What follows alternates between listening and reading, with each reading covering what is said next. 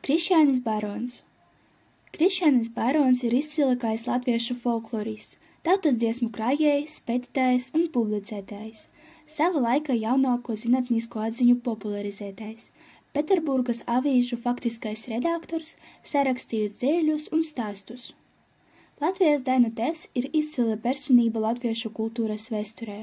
Krišjānis Barons dzimis Kurzemē Strutlis mūžā, Vagara Jura un Enzeļas barona ģimenē.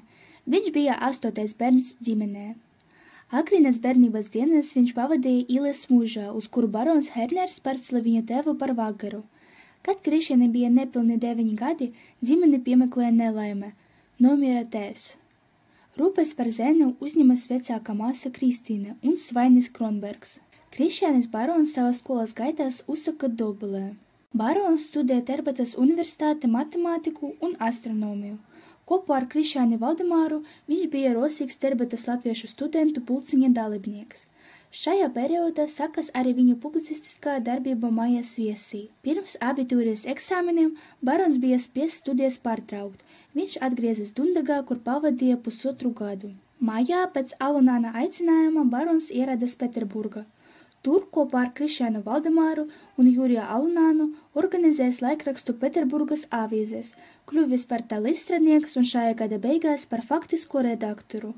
Sakarā ar darbību Peterburgas avīzes Krišjānis Barons nonāca policijas uzraudzībā, kas nekad netika atcelta. Pēc laikraksta Peterburgas avīzes slēgšanas Barons nokārtoja maisskolotāja eksāmenus, strādāja par tulku tautas izglītības ministrijā Peterburgā, sastādīja plašu bibliografisku radītāju par Baltijas novada pamatiedzīvotājiem.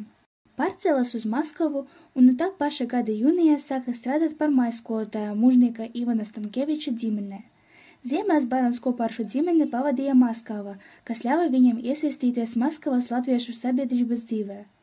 Krišjāna Barona dzīvoklī kādu laiku notikušas latviešu literāra pulciņa sanāksmes, kora mēģinājumi un tam līdzīgie pasākumi. Barons pārņēma Friča Brīzinieka iesakto latviešu tautsadziesmu vākšanas un kartošanas darbu, kas tika veikts Maskavas dabazzinātņu, antropoloģijas un etnogrāfijas draugu biedrības uzdevumā. 1881. gadā viņš kļuva par šīs biedrības etnogrāfijas nodaļas līdzstrādnieku. Krišjāns Barons strādāja par vācu valodas skolotāju Maskavas Marijas sieviešu ģimnāzijā.